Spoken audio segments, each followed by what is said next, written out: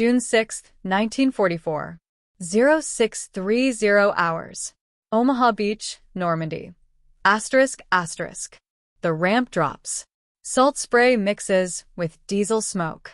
The cold bite of the English Channel soaks through wool uniforms in seconds. Sergeant Robert Capa of Easy Company, 116th Infantry Regiment, feels the weight, 60 pounds of equipment, waterlogged boots, the M1 Garand heavier than it ever felt in training. The sound is what no one prepared them for. Not the crashing waves or the diesel engines laboring behind them, but the industrial rhythm of German MG42 machine guns, 1,200 rounds per minute, a sound like tearing canvas, like the sky itself splitting open. Men fall before they reach knee-deep water. The tide pulls at their legs. Blood turns the surf pink, then red, then the color of rust. This is not how they imagined it. This is not the liberation they rehearsed in England's green fields. For months, they had trained.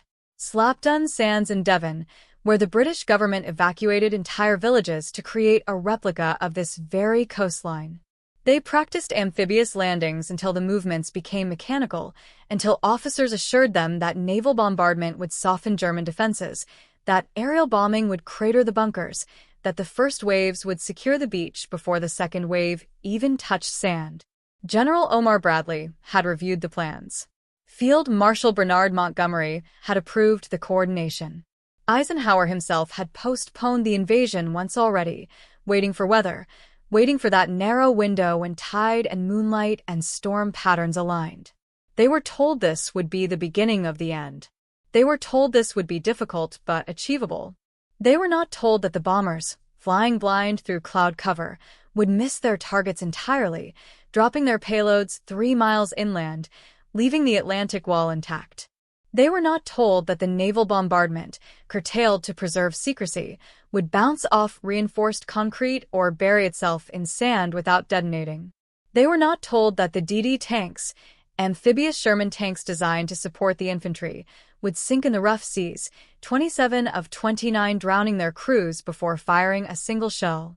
The men wading through the surf at Omaha Beach expected chaos. Yes, they expected casualties. But they expected progress. They expected that American industrial might, American planning, American firepower would create momentum. What they found instead was a killing field 600 yards deep, where every square meter had been pre-registered by German artillery spotters, where every approach had been measured and recorded in range books, where Feldwebel Heinrich Severloh of the 352nd Infantry Division would personally fire over 12,000 rounds that day from his MG42 position overlooking the easy red sector.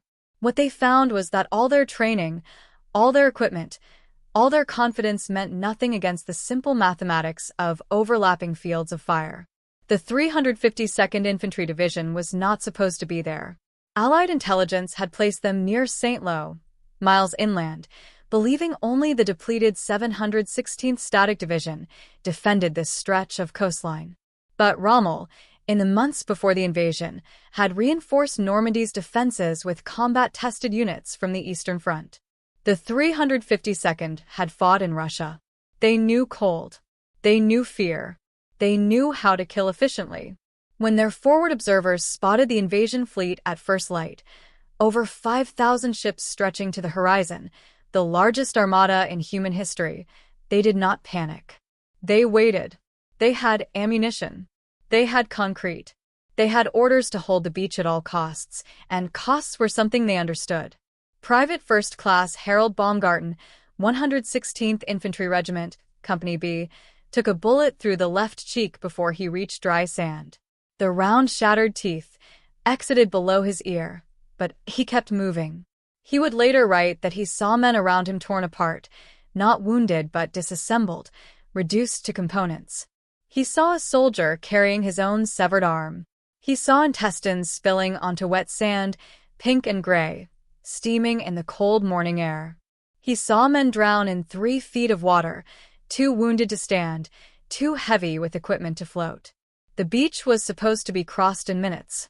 Companies were supposed to maintain cohesion, to advance in organized waves toward designated objectives, the bluffs, the draws, the fortified positions marked on maps with clean lines and tactical symbols. Instead, units disintegrated. Officers died first. German snipers targeted anyone giving orders, anyone with maps, anyone moving with purpose. Sergeants fell next. Radios were lost, drowned, destroyed by shrapnel. Men clustered behind beach obstacles, Czech hedgehogs and Belgian gates, steel crosses designed to rip open landing craft hulls. They huddled behind the bodies of the dead because corpses stopped bullets. They pressed themselves into the shingle, that band of fist-sized stones at the high tide line, knowing that staying meant dying slowly, but advancing meant dying immediately. For 2 hours, Omaha Beach was failure. Not tactical difficulty or unexpected resistance, but actual, catastrophic failure.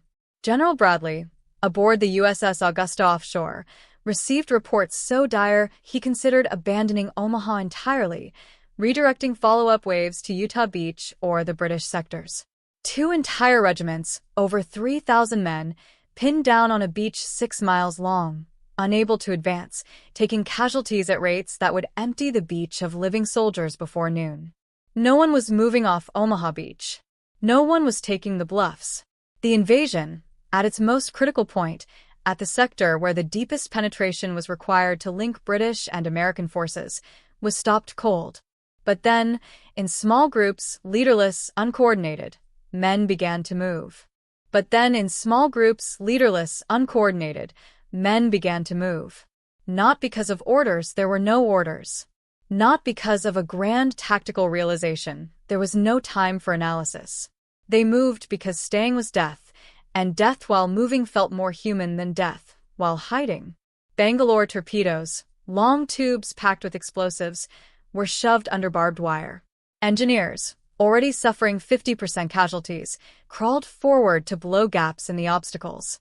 Rangers from the 2nd and 5th Ranger Battalions, meant to scale the cliffs at Point du Hoc, were redirected to Omaha. They brought ropes, grappling hooks, and a particular contempt for impossible situations. Colonel George Taylor, 16th Infantry Regiment, rallied men with words that would become legend. 2 kinds of people are staying on this beach, those who are dead and those who are going to die. Now, let's get the hell out of here. Not eloquent, not inspiring in the way of movie speeches, but true enough that men got up. They climbed. The bluffs were not sheer cliffs but steep slopes, scarred with ravines, tangled with brush and wire. German defenders had every approach covered, but as more gaps were blown, as more men reached the shingle and began moving, the math changed. The Germans were firing at targets now, not at a mass. Artillery spotters lost their neat fields of fire as Americans closed the distance. Bunkers designed to enfilade the beach could not depress their guns low enough to hit men at the base of the bluffs. Close combat negated German advantages. Bangalore explosions. Rifle grenades. Satchel charges tossed into firing slits. The 352nd Infantry Division began taking casualties, began losing positions, began falling back not in rout, but in a fighting withdrawal, contesting every meter. By noon, American forces were off Omaha Beach. Not in strength, not in the organized waves planned, but off. They held shallow footholds in the bluffs. They had taken Colleville-sur-Mer and Vierville-sur-Mer, small villages that became battalion objectives. Engineers bulldozed paths through the obstacles for vehicles. Tanks finally rolled off landing craft onto sand instead of sinking into the channel. Medics worked under fire, triaging men into categories: those who would live, those who might live, those who would not. The beach remained under artillery fire throughout the day. Supplies piled up in chaotic heaps because there was no organization, no plan intact, just improvisation and will. American casualties at Omaha Beach on June 6, 1944, approximately 2,400 men killed, wounded, or missing. The 116th Infantry Regiment alone lost 90% of its officers in the first hour. Some companies ceased to exist as coherent units. Company A, 116th Infantry, landed with 200 men and by mid-morning counted fewer than 30 still capable of fighting. The Rangers at Point du Hoc scaled the cliffs only to find that the 155mm guns they were sent to destroy had been moved inland, but they held their position for 2 days against counterattacks, fighting with dwindling ammunition and no reinforcement. The 29th Infantry Division, blooded at Omaha, would go on to fight through Normandy, through St. Lo, through the breakout, through the hedgerows, but it would never again face anything like those first hours on that beach. The German perspective was not one of triumph, but of grim satisfaction and growing dread. Severloh, the machine gunner who fired 12,000 rounds, would survive the war and later express horror at what he had done. He had not seen enemy soldiers that morning. He had seen targets, silhouettes, shapes in the surf. Only later, only after surrender, after captivity, after return to a ruined Germany, did he confront what those 12,000 rounds meant. Thousands of mothers, wives, children receiving telegrams, doorstep visits, folded flags. But on June 6th, he fired because those were his orders. He fired because the Americans kept coming. That was what terrified the German defenders more than the bombardment or the scale of the fleet. The Americans kept coming. Even as entire landing craft were destroyed, even as bodies piled at the waterline, more boats arrived. More men waded through the blood-tinged surf. More engineers crawled forward with explosives. The Wehrmacht had fought the Red Army on the Eastern Front, had seen human wave attacks, had experienced the grinding attrition of total war. But this was different. This was industrial. This was methodical. This was not desperation but abundance. An enemy who could afford to lose 2,400 men on one beach in one morning and still advance, still reinforce, still build momentum. The symbolic weight of D-Day, of course, was not carried by bullets alone. By nightfall on June 6, supply ships were already unloading. Rations came ashore by the ton. Coffee, Chocolate, cigarettes. The Quartermaster Corps, maligned in training, mocked as rear-echelon bureaucracy, performed miracles of logistics. Within 48 hours, field kitchens were operating behind the beachhead. Hot food, clean water, medical supplies in quantities that German units, even elite formations, had not seen in years. A wounded American soldier evacuated from Omaha Beach to a field hospital in England would receive whole blood transfusions, sulfa drugs, morphine, penicillin, the latter a drug so rare that German forces reserved it for the highest-ranking officers, while American medics used it routinely. The industrial disparity, the material gap between the Allies and the Axis, was not an abstraction debated in economic journals. It was the difference between a wounded man living or dying. It was the difference between an army that could sustain offensive operations and one that could only delay defeat. But on that beach, in those first hours, none of that mattered. The men drowning in the surf did not care about logistics. The men bleeding into the sand did not contemplate industrial output. They cared about the next second, the next breath, the next few feet of ground. They cared about the man beside them, whether he was still moving, still firing, still alive. Command structure evaporated.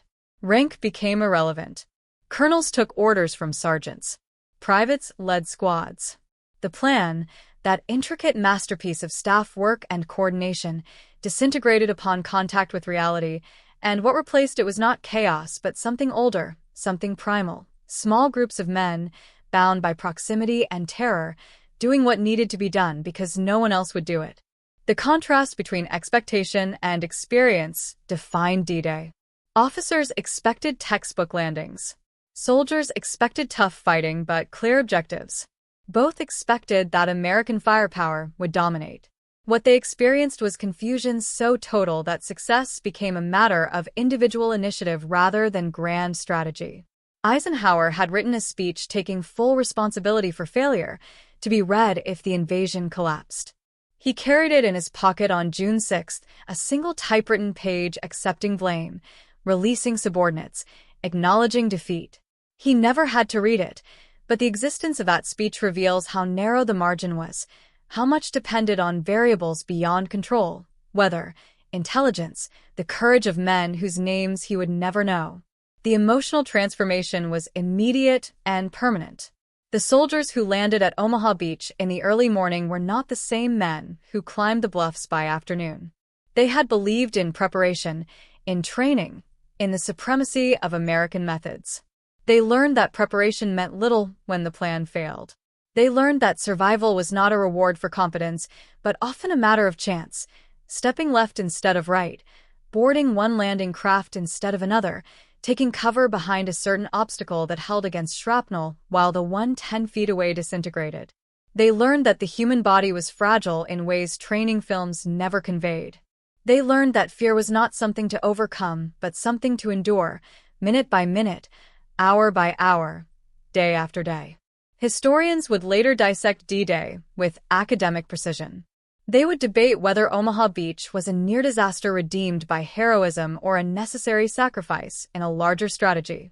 They would analyze German dispositions, Allied intelligence failures, the effectiveness of deception operations that convinced Hitler the real invasion would come at Pas-de-Calais. They would credit Eisenhower's leadership, Montgomery's planning, Bradley's steadiness. And all of that analysis would be true, useful, important. But it would not capture what June 6th felt like.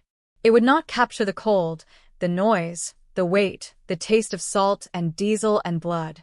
It would not capture the moment when a 19-year-old farm boy from Kansas, who had never seen the ocean before enlisting, who had never fired a weapon in anger, who had written his mother 2 days earlier assuring her he would be fine, stepped off a landing craft into water over his head and drowned before he could unsling his rifle.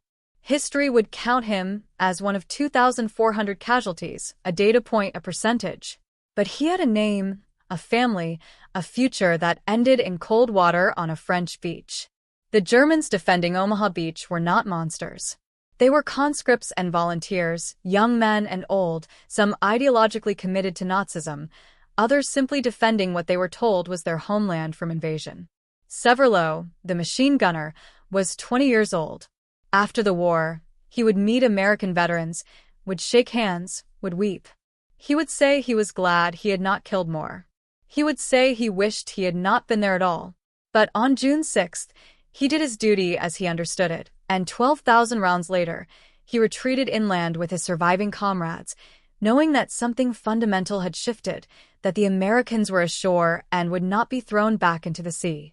By nightfall, approximately 156,000 Allied troops had landed across 5 beaches: Utah, Omaha, Gold, Juneau, Sword. The beachhead was shallow, fragile, vulnerable to counterattack. If the Germans had massed their panzer divisions immediately, if they had not been deceived into believing Normandy was a diversion, if Hitler had not been asleep and unreachable during the critical morning hours when authorization for reserves was needed, the invasion might have been contained. But they did not, and the window closed. By June 7th, the beachhead was consolidated. By June 12th, the beaches were linked. By the end of June, over 850,000 men were ashore.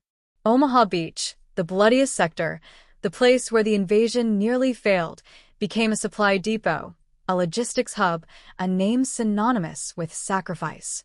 The symbolic object that would come to represent D-Day was not a weapon or a vehicle, but something smaller, more intimate, the dog tag. Every American soldier wore 2 stamped metal rectangles on a chain, bearing name, serial number, blood type, religion. 1 tag stayed with the body. 1 tag was collected for records. On Omaha Beach, medics and graves registration teams walked the sand for days, identifying the dead, recovering tags, marking temporary graves. Some bodies were never found, pulled out to sea by the tide, buried under tons of sand by later storms. Some tags were lost, torn off by shrapnel, melted by fire. But most were recovered, catalogued, sent home, or to military cemeteries. The dog tag was the promise that you would not disappear, that even in death, you would be counted, named, remembered.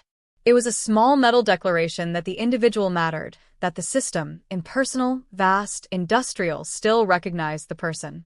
German soldiers did not have dog tags in the same form. They had a folded paper identity card, kept in a breast pocket, often destroyed by the same wounds that killed them. The contrast was unintentional but revealing. American logistics planned for mass casualties and individual identification.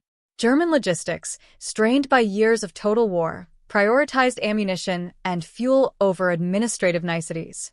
The dog tag became, in retrospect, a symbol of two different philosophies, one that saw soldiers as valued individuals within a machine, another that saw them as expendable components.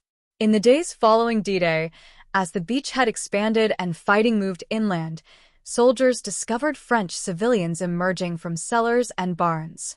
They had lived under occupation for 4 years. They had endured rationing, reprisals, fear. They greeted the Americans with flowers, with wine, with tears.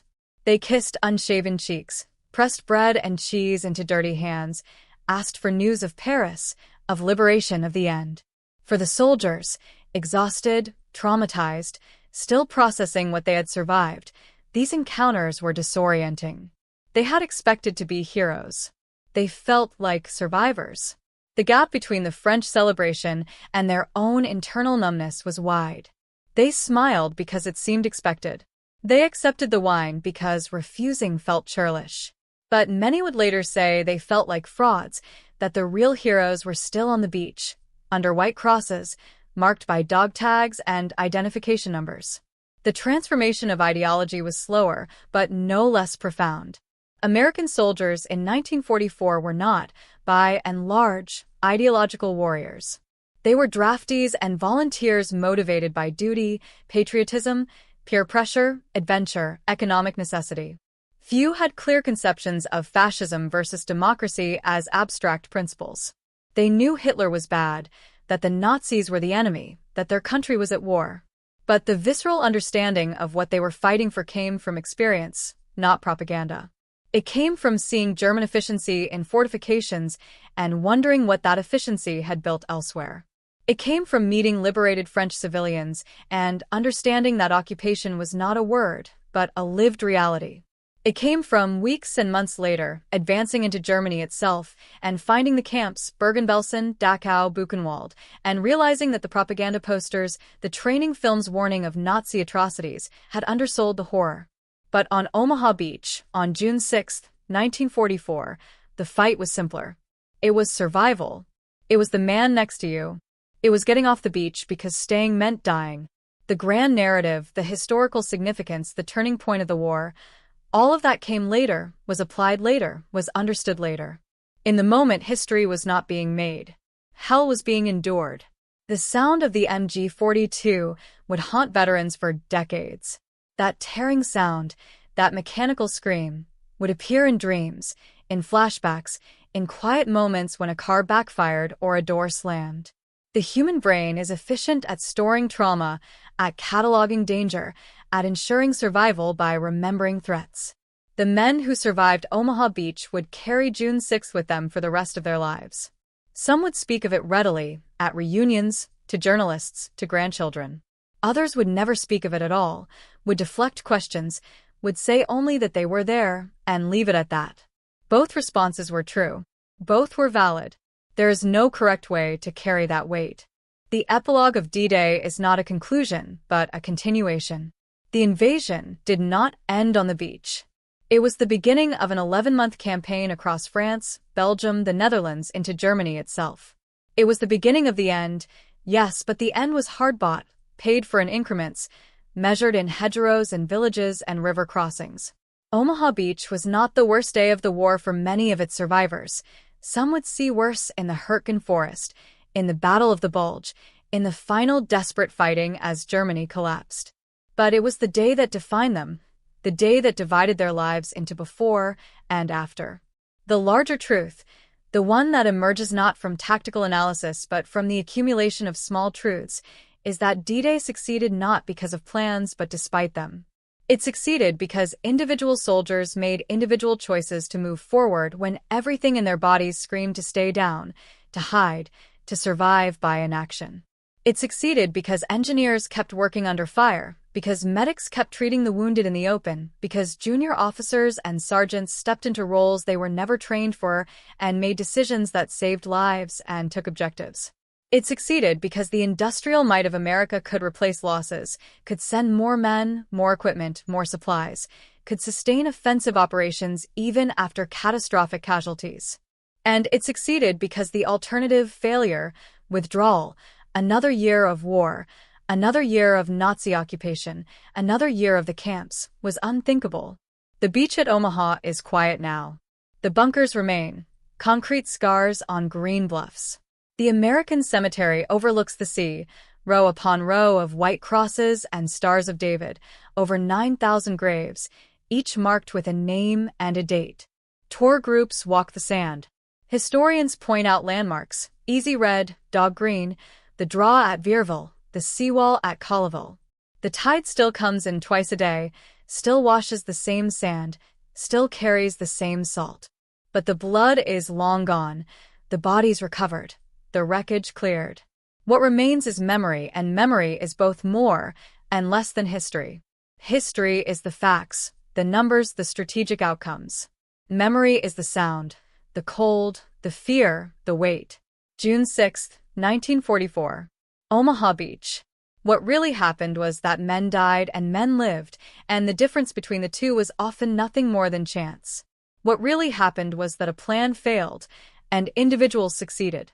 What really happened was that democracy, that abstract principle, was defended not by speeches or ideals but by boys from Kansas and Texas and New York who had never asked to be heroes, who wanted only to survive, who did their duty because it was asked of them and because the men beside them were doing the same. What really happened was that the world turned on a hinge that morning, that history pivoted, that the outcome of the war and the shape of the peace and the future of nations was decided in cold water and on bloody sand by men who would never see the full consequences of their sacrifice.